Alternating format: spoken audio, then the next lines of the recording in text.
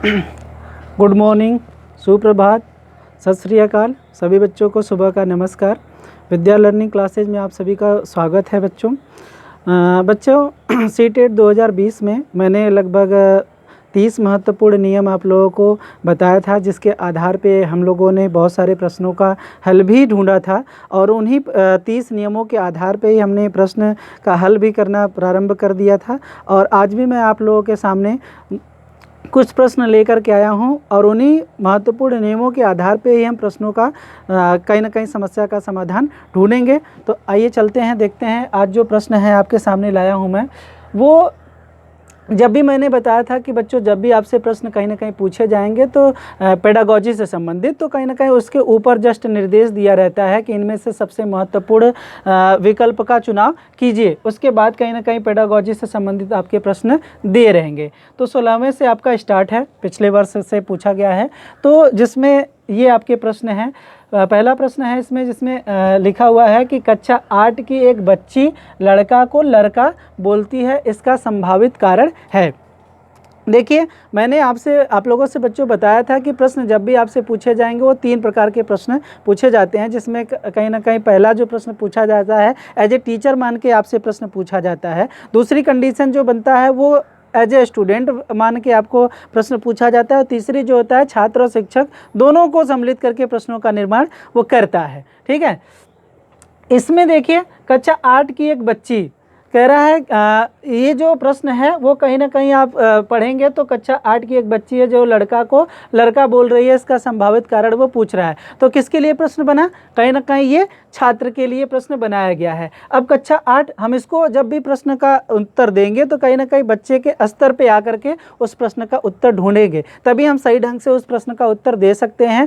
और इसमें कहीं ना कहीं हम उसके कक्षा का, आयु का, स्तर का, उसके चिंतन स्तर का, उसके क्षमता का, उसके सृजनात्मकता का, रचनात्मकता, इन सब चीज़ों का ध्यान जब रखेंगे तभी हम सही उत्तर तक पहुंच सकते हैं। तो देखिए पहला एक्टिविटी जो इसमें दिया हुआ है कि अब देखिए जैसे कि दिया है कक्षा 8। कक्षा 8 का मतलब है, पहले हम आयु देखते हैं कि बच्चे की आयु क्या होगी। तो लगभग लेकर के अगर बात किया जाए तो 13 से लेकर के 14-15 वर्ष तक की आयु इस बच्ची की होगी, क्योंकि कक्षा 8 में आप देखेंगे तो 6 to 8 में जो बच्चे होते हैं वो लगभग 8 में अगर मैं बात करूं तो 13 से 14 वर्ष के ही होते हैं। अब 13 वर्ष से 15 वर्ष मैं इसलिए कह रहा हूं क्योंकि आप देखेंगे इस वर्ष में, इस कक्षा में, क्योंकि आयु में विविधताएं होती हैं। कोई बच्चा 13 साल का भी हो सकता है कक्षा 8 में, तो कोई 14 साल का भी हो सकता है, तो कोई 15 साल का भी बच्चा कक्षा 8 में हो सकता है। अब देखिए पहली एक्टिविटी जो दिया हुआ है कि बच्चों को उच्चारण का ज्ञान बिल्कुल नहीं है। फिर सेकेंड एक्टिविटी है यह उसकी मातृभाषा का प्रभाव है, इसीलिए कहीं ना कहीं लड़का को वो लड़की बोल रही है, यह बोलने में लापरवाही बरतती है। और लास्ट एक्टिविटी दिया है उसे व्याकरण दोष है।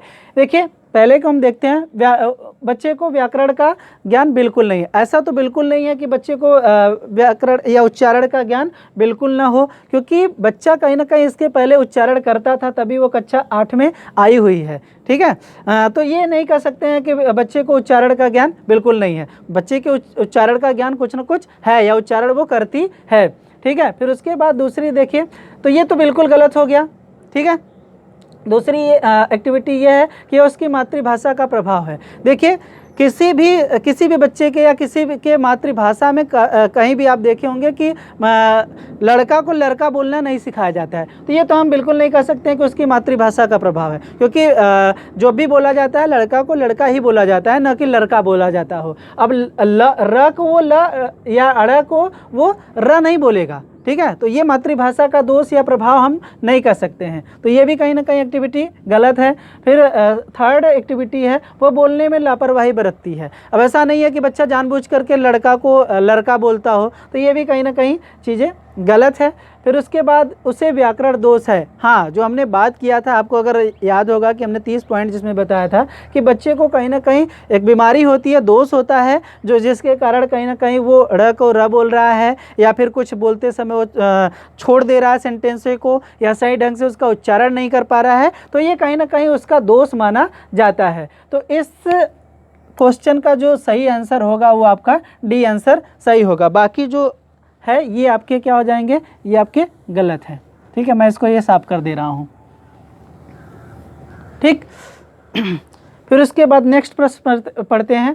पाल भाषा की कक्षा में अक्सर बाल साहित्य पढ़ते हुए नजर आता है, इसका संभावित कारण है। देखिए ये प्रश्न कह रहा है कि पाल भाषा की कक्षा में अधिकतर जो होता है या अक्सर जो होता है बाल साहित्य पढ़ते हुए नजर आता है, इसका संभावित कारण क्या है। पहला एक्टिविटी है, उसे केवल कहानियाँ पढ़ने का शौक़ है। मैंने पहले ही बताया था प्यारे बच्चों कि जब भी केवल या मात्र ऐसे शब्दों का अगर एक्टिविटी में दे तो अगर पॉजिटिव सेंस का प्रश्न है तो वो बिल्कुल आंसर आपका नहीं होगा, क्योंकि सीमित कर दे रहा है। ये एक्टिविटी को क्या कर रहा है, सीमा में बांध दे रहा है, निश्चित कर दे रहा है। तो कहीं ना कहीं ये आपके नहीं होगा, क्योंकि केवल कहानियाँ पढ़ने से बच्चे का ये हम नहीं कह सकते हैं कि बच्चे का शौक़ है और केवल वही कहानियाँ ही सिर्फ पढ़ता हो, तो ये भी हम नहीं कह सकते हैं। ठीक है, उसकी पाठ्य पुस्तक नीरस है। देखिए जब भी बच्चे का पाठ्यक्रम बनाया जाता है या कलेवर बनाया जाता है तो उसमें बच्चे से संबंधित बहुत सारी चीज़ों को जोड़ा जाता है, जैसे उसके नैतिक शिक्षा का ज्ञान में वृद्धि हो, वो भी चीज़ें जोड़ी जाती हैं। खेलकूद से संबंधित चीज़ों को जोड़ा जाता है, सामाजिक कहीं ना कहीं तत्वों से जोड़ा जाता है। आप देखे होंगे कि वीर वीरांगनाओं से संबंधित चीज़ों को जोड़ा जाता है, जिसमें उसकी सामाजिकता का विकास हो। तो बहुत सारे ऐसे चीज़ों को जोड़ा जाता है तो बच्चे के लिए रुचिकर हो, सरल हो, सहज हो, स्वाभाविक हो, ताकि वो अच्छे ढंग से सीख सके। तो हम ये नहीं कह सकते हैं कि बच्चे का जो पाठ्यक्रम है या पाठ्य पुस्तक है वो नीरस है। तो ये भी कहीं ना कहीं एक्टिविटी क्या हो गई, वो गलत हो गई। अब देखिए नेक्स्ट जो कह रहा है, उसमें पढ़ने के प्रति ललक है। हाँ, ये एक्टिविटी बहुत अच्छी है। हम ये कह सकते हैं कि बच्चे के पढ़ने के लिए ललक है, इसीलिए वो बाल साहित्य की किताबें अधिकतर पढ़ता है। अब देखिए नेक्स्ट ये भी देख लेते हैं। शिक्षक का जो शिक्षण है वो नीरस है। देखिए शिक्षक कभी भी जो शिक्षण करता है वो अधिकतर ये चाहता है कि बच्चे के लिए हम सिखा रहे हैं, बच्चे के लिए कैरिकुलम का तैयार किया गया है, तो बच्चे को सीखने के लिए बनाया गया है, तो कभी भी वो उसका शिक्षण नीरस नहीं हो सकता। वो अधिक से अधिक अपने शिक्षण को प्रभावशाली बनाने का ही प्रयास करता है। तो ये भी नहीं कह सकते हैं कि शिक्षक का शिक्षण जो है वो नीरस है। तो कहीं ना कहीं जो आपका बेस्ट एक्टिविटी है वो क्या है, उसमें पढ़ने के प्रति क्या है, ललक है, तभी वो अक्सर वो क्या करता है, बाल साहित्य बच्चा पढ़ता है। ठीक है, तो देखिए ये आपका जो ये सी ऑप्शन करेक्ट हो गया। ठीक है, फिर उसके बाद है भाषा के आधारभूत कौशल में सर्वोपरि है। प्रश्न कह रहा है भाषा के आधारभूत कौशल में सर्वोपरि है। अब एक्टिविटी देखते हैं। देखिए ऐसे जो प्रश्न मैंने बताया था कि अक्सर कहीं ना कहीं आपसे पूछे जाते हैं, ये टीजीटी पीजीटी में भी बहुत ऐसे प्रश्नों का निर्माण किया जाता है जिसको हम सम्मिलित या कहते हैं कि जोड़ करके प्रश्नों को एक्टिविटी को दिया जाता है। तो ऐसे ही कहीं ना कहीं ये आपका प्रश्न देखने को मिल रहा है, सुनना और बोलना। इसमें एक्टिविटी कह रहा है कि जो आधारभूत कौशल है बच्चे का वो क्या है। ये भी प्रश्न बच्चों के लिए है, ये भी प्रश्न बच्चे के लिए ही था। तो देखिए बच्चा जब आधारभूत कौशल का या सर्वोपरि सबसे ज़्यादा कब होगा, सिर्फ सुनने और बोलने से होगा या पढ़ने और लिखने से होगा। जो बात इसमें कह रहा है उसमें से थोड़ी सी बातें इसमें भी कह रहा है। ठीक है, फिर उसके बाद तीसरी एक्टिविटी में कह रहा है बोलना, पढ़ना और लिखना। कहीं ना कहीं देखो इनको भी और इसको भी कुछ चीज़ों को समाहित इसमें कर लिया। अब इन तीनों वाली चीज़ों को कहीं ना कहीं इसमें डी में इसने समाहित किया है कि बच्चा सुन कर के भी कौशल का विकास कर रहा है, बोल कर के भी कौशल का विकास कर रहा है, अपने पढ़ कर के भी कौशल का विकास कर रहा है, और उसी चीज़ को जो पढ़ रहा है, सुन रहा है, उसी को वो लिख करके जब कौशल लिखेगा तो कहीं ना कहीं बच्चे का कौशल का डेवलपमेंट सबसे ज़्यादा होगा। तो बच्चे का जो डेवलपमेंट हो रहा है कौशल का वो सबसे ज़्यादा किस में हो रहा है, वो डी वाले ऑप्शन में हो रहा है। तो इसलिए आपका जो ऑप्शन होगा वो डी सही हो जाएगा। ठीक है, बाकी जो ये हैं आपके, क्योंकि जो बातें इसमें कही जा रही है वो बातें देखिए थोड़ी सी बातें इसमें कही जा रही हैं और कुछ बातें इन इसकी और इसकी इसमें कही गई, और सारे का बात कहीं ना कहीं वो डी में कही जा रही है। तो इसलिए आपका जो ऑप्शन होगा वो डी सही हो जाएगा। ठीक है, मैंने आप लोगों को पहले भी बताया था, जब मैं आप लोगों को नियम बता रहा था तो उसमें बताया था कि जब भी आपके पास ऑप्शन दिया हो और कहीं ना कहीं ये बात कहता है कि कुछ बातें इतने में कहे और दूसरे ऑप्शन में आपसे बातें कहीं ना कहीं इतने में कहे, ठीक है, और तीसरे में जब बातें कहीं ना कहीं यहाँ तक भी कहे, फिर उसके बाद यहाँ तक भी कहे, ठीक है, तब और चौथे में अगर बात कह रहा है, इतना भी कह रहा है, ये इतना भी कह रहा है और इतना भी कह रहा है, तो कहीं ना कहीं जो हमारा ऑप्शन होगा वो फोर्थ वाला ऑप्शन सदैव सही माना जाएगा, क्योंकि इसकी बात वो इसमें कह रहा है और इसकी बात कहीं ना कहीं वो इसमें भी कह रहा है और इन सब की बात कहीं ना कहीं वो फोर्थ में कहने का प्रयास कर रहा है। तो इसलिए ये हमारी फोर्थ बेस्ट एक्टिविटी मानी जाएगी। ठीक।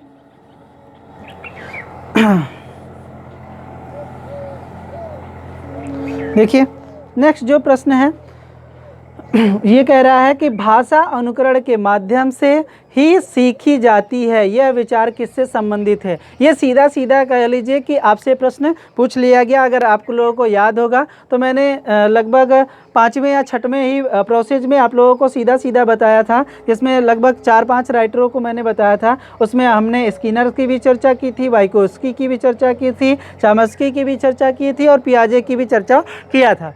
ठीक है, हमने बताया था कि चामस्की महोदय जो कहते हैं कि बच्चा अधिकतर समाज से सीखता है, कुछ न कुछ उसके ज्ञान जो होते हैं वो समाज से भी सीखता है। पियाजे जी अपनी बात कहते हैं। और आप लोगों को अगर याद होगा तो मैंने उसमें जो बात कहा था, सीधा सीधा 2 लाइन लिख करके मैंने बात कहा था कि अनुकरण और फीडबैक या पुनर्वलन के द्वारा जो बच्चा सीखता है, भाषा सीखता है, वो स्किनर के द्वारा कथन कहा गया है। तो कहीं ना कहीं देखिए ये सीधा सीधा आपसे राइटर का इनाम पूछ लिया है। तो इसमें हमने जो बात किया था, अगर आपको याद होगा, तो ये स्किनर का कहीं ना कहीं कथन है या विचार है कि बच्चा सबसे ज़्यादा कहाँ सीखता है, अनुकरण के द्वारा सीखता है, फीडबैक के द्वारा सीखता है। जब बच्चे को कहीं ना कहीं आप देखिए कि आप किसी भी चीज़ को सिखा रहे हैं, जब तक कि बच्चा सीखने के लिए तत्पर नहीं होगा तब तक आप उसको नहीं सिखा सकते हैं। क्योंकि जब आपको जो भी आप चीज़ें बोल रहे हैं, कर रहे हैं, तो उसको करने के लिए वो तत्पर हो, उसको सीखे साथ साथ, तभी वो बच्चा सीख सकता है। और जब वो सीख लेता है तो उसके पश्चात उसको फीडबैक भी आप साथ में देते चलिए, क्योंकि जिस प्रकार से उसकी सीखने की गति है, अगर आप उसको ठीक है, बहुत अच्छा, शाबाश, एक्सीलेंट या गुड, वेरी गुड, ऐसे अगर फीडबैक आप देते चलते हैं तो बच्चे को कहीं ना कहीं एक प्रोत्साहन मिलता है, जिससे वो सीखने के लिए तत्पर होते हैं। ये बात स्किनर महोदय कहते हैं। ठीक है, चलिए नेक्स्ट प्रश्न है आपका, भाषा सीखने में तब अधिक आसानी होती है जब पाठ्यपुस्तक नहीं पढ़ाई जाती है, बच्चों को समृद्ध भाषाई परिवेश उपलब्ध कराया जाए, भाषा की परीक्षा नहीं होती है, जब शिक्षक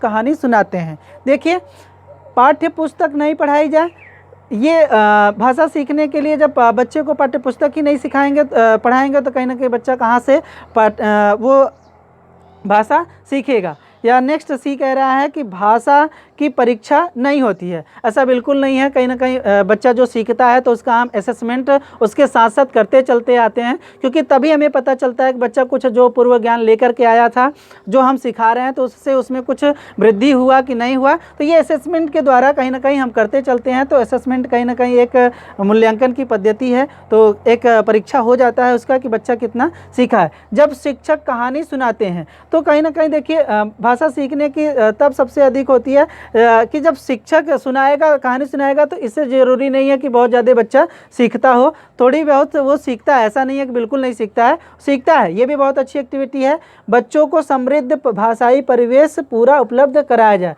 समृद्ध का मतलब होता है पूरा, भाषाई परिवेश का मतलब मैंने आप लोगों को बताया था लगभग 4थे या 5वें ही पॉइंट में, जब एक नियम बता रहा था उसमें बताया था कि जहाँ भी आपकी एक्टिविटी में परिवेश, वातावरण, समृद्ध वातावरण या फिर विभिन्न तरीके, विभिन्न अवसर, जब ऐसी एक्टिविटी में आपको दिखाई दे तो वो आपका सदैव करेक्ट आंसर होगा। तो बच्चों के लिए देखिए, बच्चों को समृद्ध जब परिवेश दे रहा है, ऐसा वातावरण क्रिएट करके दिया जा रहा है या उपलब्ध कराया जा रहा है जिसमें बच्चा सबसे अधिक सीखेगा, तो ये सबसे अच्छी एक्टिविटी अगर ये मानी जाएगी।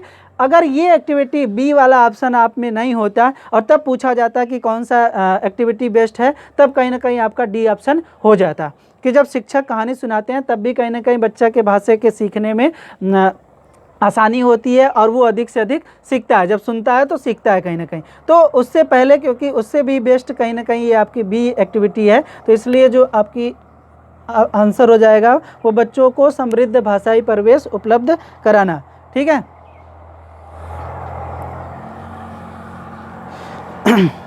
फिर उसके बाद है कक्षा में प्रिंट समृद्ध वातावरण से आशय है। देखिए जो प्रिंट समृद्ध से आशा है, कक्षा में रंगीन चार्ट पोस्टर लगाने से, या फिर कक्षा में दीवारों में रंगीन कविता आदि पेंट कराने से, कक्षा में बड़े आकार में वर्णमाला चार्ट लगाने से, और कक्षा में पढ़ाई जा रही विषय वस्तु के अनुरूप लिखित सामग्री प्रस्तुत करने से। देखिए, सिर्फ और सिर्फ कक्षा में रंगीन चार्ट या पोस्टर लगा देने से बच्चा आएगा जाएगा 4 बार देखेगा, उसके लगा देने से सिर्फ बच्चा के कहीं ना कहीं जो समृद्ध का मतलब हम ये कह रहे हैं कि पूरे वातावरण ना, तो हम इसके ऐसे वातावरण जो कि जिससे उसके कक्षा में सीखने के लिए सबसे ज़्यादा सीखेगा। किससे सीखेगा?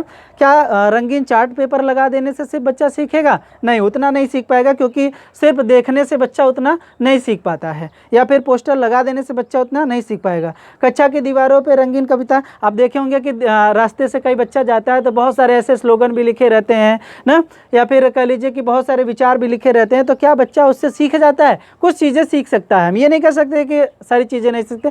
एक्टिविटी है, मैंने पहले ही कहा था कि एक्टिविटी है, कुछ हद तक एक्टिविटी सही होती है, क्योंकि सारी एक्टिविटीज जिसमें जितने भी दिए गए हैं उसमें सभी एक्टिविटी कुछ न कुछ हद तक बच्चे पर प्रभाव डालती हैं। कुछ कम डालती हैं, कुछ उससे अधिक डालती हैं, कुछ उससे अधिक डालती हैं, कुछ सबसे अधिक डालती हैं। हमें इसमें से वही छांटना है जो सबसे अधिक प्रभावित कर रहा है बच्चे को। कक्षा में बड़े आकार में वर्णमाला चार्ट लगाने से, आप देखे होंगे CBSE बोर्ड में या यूपी बोर्ड में बच्चों में तमाम प्रकार के बोर्ड लगाए रहते हैं, या फिर उसमें क ख ग घ अंग या फिर बहुत सारी चीज़ें लिखी रहती हैं, या फिर आप देखे होंगे कि वर्णमाला भी लिखा रहता है, उससे संबंधित चित्र भी बने रहते हैं। तो क्या उससे बनाने से बच्चा सीखेगा? उससे उतना नहीं सीख पाएगा, लेकिन हाँ सीखेगा ज़रूर। ठीक है।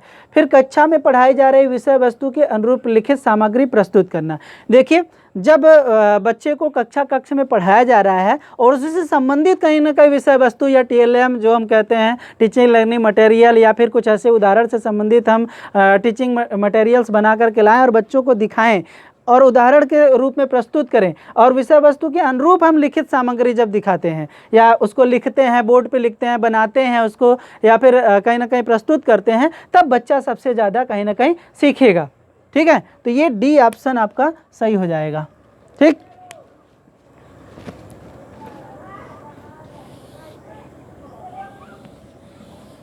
इसके नीचे आप लोगों को दिख रहा है कि नहीं? थोड़ा सा एक बार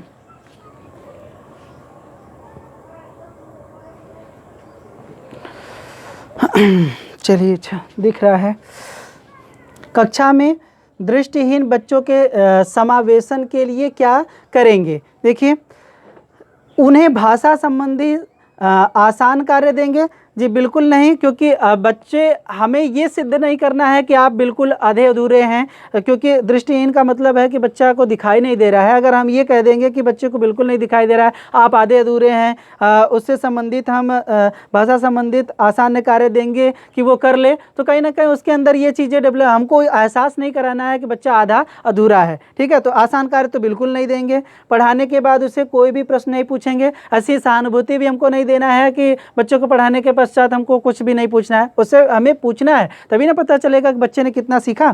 फिर उसके बाद है कि धीमी गति से पाठ पढ़ाते हुए उसके वर्णन का विस्तार करेंगे। बच्चे को देखिए, जब हम दृष्टिहीन है, धीमे धीमे उसको प्रोसेस वाइज पढ़ाते चलेंगे, फिर उसके बाद जब जो चीज़ें हम पढ़ा रहे हैं कहीं ना कहीं उसको हम ब्लैक बोर्ड पे लिखने के साथ साथ उसको हम कहीं ना कहीं बोलते चले, तब बच्चा कहीं ना कहीं ज़्यादा सीखता है। एक्टिविटी कह रहा है। फिर ब्रेल लिपि में सामग्री उपलब्ध होने की प्रतीक्षा करेंगे। बिल्कुल ऐसी प्रतीक्षा नहीं करेंगे कि बच्चे को सामग्री आएगी तभी पढ़ाएंगे, अगर साल भर नहीं आया तो इसका मतलब हम बच्चों को पढ़ाएंगे ही नहीं, तो ऐसी चीज़ें नहीं होगी। हम किसी भी सामग्री का, समावेशी का कहीं ना कहीं यही उत्तरदायित्व होता है कि बच्चे को साधन नहीं है तब भी कहीं ना कहीं टीचर्स को, आपको उत्तरदायित्व बनता है कि बच्चों को सिखाएं, आप बताएं, आप सहायक सामग्रियों का अवहेलना न दें कि हमारे पास तो ये सहायक सामग्री नहीं है, हमारे पास भवन नहीं है, हमारे पास सामग्री नहीं है, कैसे हम बच्चों को पढ़ाएं। ये चीज़ें आप नहीं कर सकते हैं। अगर आप ऐसे करते हैं तो एक सामान्य टीचर हो सकते हैं, या आप कह लीजिए सामान्य व्यक्ति हो सकते हैं, आप टीचर नहीं हो सकते हैं। तो टीचर का उत्तरदायित्व होता है कि वो धीमी गति से पाठ पढ़ाते हुए तो उसके वर्णन को विस्तार देंगे। तो ये आपका सी वाला जो ऑप्शन है वह सही हो जाएगा। नेक्स्ट है, बच्चों की भाषाई क्षमता की क्रमिक प्रगति के बारे में बताने में सर्वाधिक मदद करता है। देखिए, जो सर्वाधिक मदद करता है पोर्टफोलियो, लिखित परीक्षा, अवलोकन, जांच सूची। देखिए पोर्टफोलियो, इसका जो करेक्ट आंसर है वो पोर्टफोलियो है। अब पोर्टफोलियो होता क्या है ये जान लीजिए। पोर्टफोलियो मैंने एक बार पहले भी बताया था आप लोगों को, जब आप पिछला वीडियो देखे होंगे तो उसमें पता होगा। पोर्टफोलियो एक बच्चे का एक एकेडमिक जो पूरा साल भर का या 2 साल का, जो कहीं ना कहीं बच्चा अगर 6 में है तो कक्षा 6 में बच्चा जब प्रवेश लिया और जब परीक्षा दिया तब से लेकर के बीच में जितनी भी क्रियाएं वो करता है, जैसे पाठ्यपुस्तक पढ़ने में उसने कितना सीखा, खेल कूद सीखने की जो गति है, और उसके परीक्षा में कितना अंक आया, जितनी भी एक्टिविटी जो करता है पूरा हम क्रमबद्ध तरीके से उसका एक तरीके से लेखा जोखा रखते हैं कि उसका एकेडमिक रिस्पांस क्या रहा है। उसी को हम क्या कहते हैं, पोर्टफोलियो कहते हैं। ठीक है, तो उसमें कह रहा है कि क्रमिक प्रगति के बारे में बताने में सर्वाधिक मदद क्या करता है, पोर्टफोलियो करता है। लिखित परीक्षा नहीं करता है। लिखित परीक्षा तो जो हमने पढ़ा है उसी की हम सिर्फ जांच कर लेते हैं, और ये पूरे साल भर का या 2 साल का 4 साल का कहीं ना कहीं ये पोर्टफोलियो पूरा तैयार किया जाता है, कि पूरी डायरी बनती है और डायरी में सब कुछ बच्चे का क्रमबद्ध तरीके से रिकॉर्ड रखा जाता है, कभी भी आप उसको देख सकते हैं। अवलोकन, साक्षात्कार के माध्यम से हम उसका पूरा क्रमिक प्रगति नहीं देख सकते हैं, एक दिन में साक्षात्कार करके के बच्चे का देखा जाता है, तो ऐसी चीज़ें। जांच सूची के माध्यम से भी हम कहीं ना कहीं पूरा क्रमिक प्रगति को नहीं देख पाएंगे। तो ये पोर्टफोलियो द्वारा कहीं ना कहीं हम इसका सर्वाधिक मदद करता है। फिर उसके बाद है व्याकरण शिक्षण की अपेक्षाकृत बेहतर विधि है। देखिए मैंने इसके भी चर्चा कहीं ना कहीं आप लोगों से किया था कि व्याकरण विधि की जो सबसे अच्छी विधियाँ मानी जाती है, मैंने आप लोगों को बताया होगा कि आगमन और निगमन 2 विधियाँ ऐसी होती हैं जो सबसे ज़्यादा प्रभावित करती हैं बच्चों को। कहीं ना कहीं आगमन जब किया जाता है तो सबसे पहले बच्चे को आप जानते होंगे कि पहले उदाहरण दिया जाता है, और उसी उदाहरण के सहायता से कहीं ना कहीं हम नियम और सिद्धांत की व्याख्या करने का प्रयास करते हैं। और निगमन में क्या होता है, पहले नियम बताए जाते हैं, सिद्धांत बताए जाते हैं, और उसी नियम सिद्धांत के आधार पर उदाहरण प्रस्तुत किए जाते हैं। तो अधिकतर जो होता है व्याकरण, चाहे वो आपका हिंदी ग्रामर हो, चाहे अंग्रेजी ग्रामर हो, चाहे आपका संस्कृत का ग्रामर हो, चाहे उर्दू का ग्रामर हो, जो भी ग्रामर का पोर्शन पढ़ाया जाता है उसमें कहीं ना कहीं आगमन विधि जो होती है वो सबसे बेहतर मानी जाती है। ये ठीक है। निगमन विधि भी कहीं ना कहीं इसके बाद की प्रोसेस, अगर आगमन नहीं होता तो ये निगमन विधि मानी जाती। फिर उसके बाद सूत्र विधि है। सूत्र विधि से सिर्फ हम बच्चों को ये बता सकते हैं कि किस तरीके से पढ़ाया जा रहा है, या फिर कह लीजिए कि सरल से कठिन की ओर पढ़ाया जा रहा है, या कठिन से सरल की ओर पढ़ाया जा रहा है, बच्चों को संश्लेषण से विश्लेषण की ओर पढ़ाया जा रहा है। तो इससे बहुत सारी चीज़ों को बेहतर नहीं बनाया जा सकता है। बेहतर जो सबसे ज़्यादा होगा वो आगमन विधि से कराया जाएगा। पुस्तक विधि, पुस्तक एक कहीं ना कहीं शिक्षक का एक सहायता करता है या बच्चों के लिए सहायक सिद्ध होता है, तो वो कहीं ना कहीं बहुत ज़्यादा कारगर सिद्ध ग्रामर में नहीं होता है। ग्रामर तो शिक्षक कहीं ना कहीं बिना पुस्तक के भी बच्चों को पढ़ाता है। ठीक है, तो ये कुछ महत्वपूर्ण आपके सम्मुख प्रश्न थे जिसमें आप लोगों ने देखा कि मैंने इसको साफ कर करके भी आप लोगों को बताया, और इसमें हर एक को ये आंसर जब बताया तो मैंने बताया कि ये आंसर क्यों सही है, क्योंकि अब मैं ऐसे ही बता देता कि ये सही है, ये सही है, तो शायद आपको समझ में नहीं आता। और मैंने आप लोग देखे होंगे कि मैंने जो 30 नियम बताए थे उसी 30 नियमों में से ही कहीं ना कहीं जितने प्रश्न हैं उस सबका समाहित है, ये है कि नहीं, सारे वहीं 30 में से ही कहीं ना कहीं ये प्रश्न आप जितने भी विगत वर्ष देखेंगे पेपर पूछे गए हैं सभी उस 30 नियमों के आधार पर ही आप प्रश्नों को हल कर सकते हैं, और बिना प्रश्नों को पढ़े भी आप कहीं ना कहीं हल कर सकते हैं। आगे जब भी मैं वीडियो लाऊंगा तो इसमें बिना प्रश्नों को पढ़े हुए आपसे हल करवाऊंगा। तो आज के लिए आई होप आपको बच्चों ये वीडियो बहुत अच्छा लगा होगा, आपको बहुत अच्छी जानकारियाँ भी मिली होंगी। आज के लिए इतना ही, धन्यवाद।